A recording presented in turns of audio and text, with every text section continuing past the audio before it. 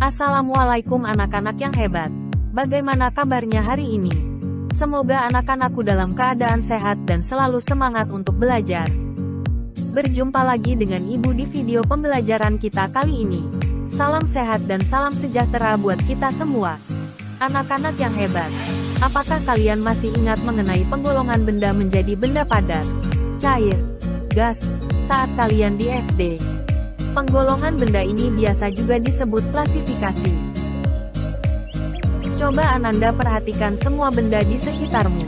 Ada pulpen, buku, meja, kursi, pintu, jendela, pakaian, dan sebagainya. Tersusun dari apakah benda-benda tersebut? Untuk mengetahui hal itu, maka di video kali ini Ibu akan membahas materi bab 2, zat dan perubahannya, dengan topik, wujud zat dan model partikel. Kita lihat tujuan pembelajaran yang harus Ananda capai setelah belajar materi ini adalah, Ananda diharapkan mampu, 1. Menjelaskan perbedaan keadaan partikel dalam zat padat, cair, dan gas. 2. Mendeskripsikan peristiwa difusi dalam zat cair dan gas dalam keseharian. 3. Membuat model partikel zat padat, cair, dan gas. 4. Menerapkan konsep pergerakan partikel dalam menjelaskan fenomena yang terjadi di sekitarmu. Yuk, anak-anak, simak video ini sampai selesai. Di tingkatan SMP, semua benda kita kenal sebagai materi. Istilah materi kita gunakan untuk menunjukkan benda-benda. Lalu apa itu materi? Materi atau zat adalah segala sesuatu yang memiliki massa dan menempati ruang. Semua materi di sekitar kita, termasuk semua makhluk hidup, tergolong materi karena memiliki massa dan menempati ruang.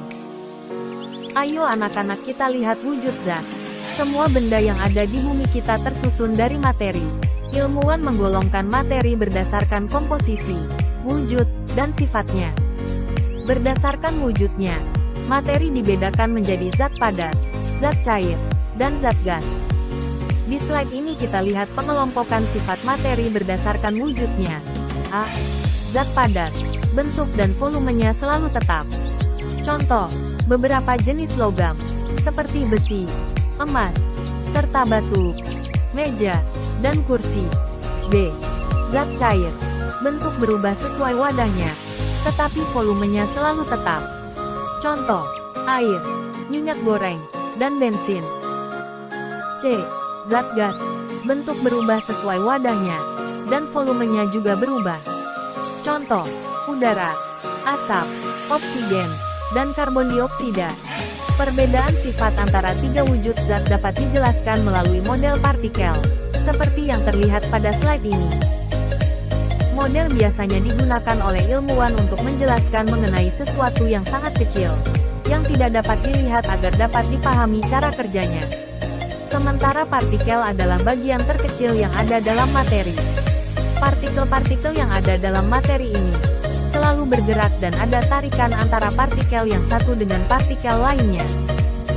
Nah, ternyata, keadaan partikel-partikel dalam zat padat, zat cair, dan gas berbeda-beda, dan dapat kita lihat pada ilustrasi model partikel berikut ini. Zat padat, susunan partikelnya sangat rapat, sehingga gerakannya sangat terbatas, dan gaya tarik antara partikelnya sangat kuat, mengakibatkan bentuk zat padat selalu tetap.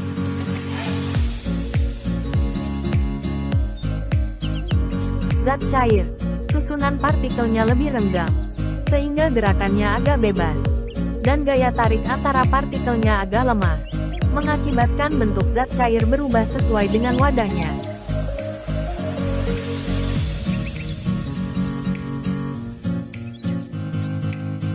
Zat gas, susunan partikelnya sangat renggang, sehingga gerakannya juga sangat bebas, dan gaya tarik antara partikelnya sangat lemah, mengakibatkan bentuk zat gas berubah sesuai dengan wadahnya.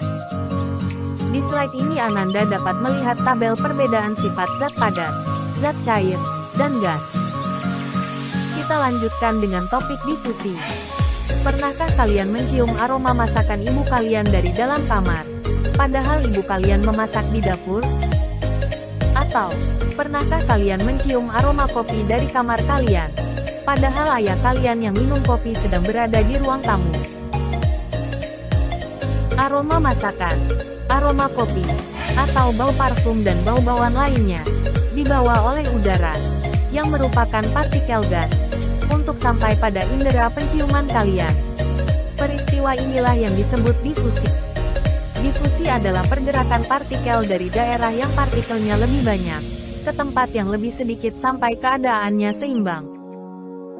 Difusi akan terus terjadi hingga seluruh partikel tersebar luas secara merata atau mencapai keadaan kesetimbangan, di mana perpindahan molekul tetap terjadi walaupun tidak ada perbedaan konsentrasi.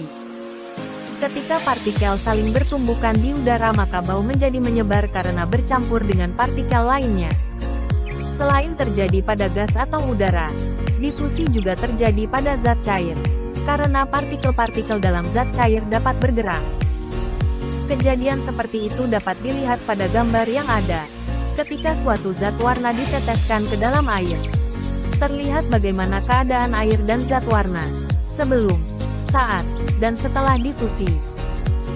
Contoh peristiwa difusi dalam kehidupan sehari-hari adalah menyeduh teh celup, menyemprotkan parfum atau pengharum ruangan, melarutkan gula ke dalam air, pertukaran oksigen dan karbon dioksida dalam darah, dan asap yang menyebar.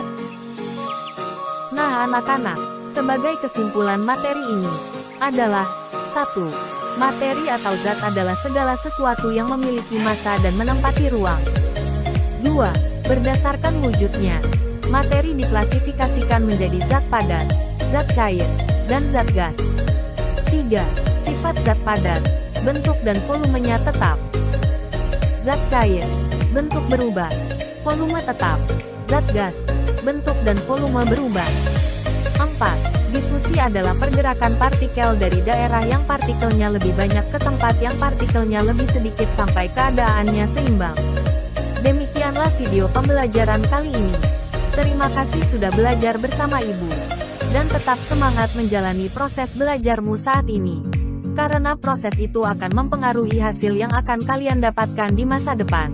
Sampai bertemu di video pembelajaran yang lain. Salam sehat, salam bahagia, salam juara. Assalamualaikum warahmatullahi wabarakatuh.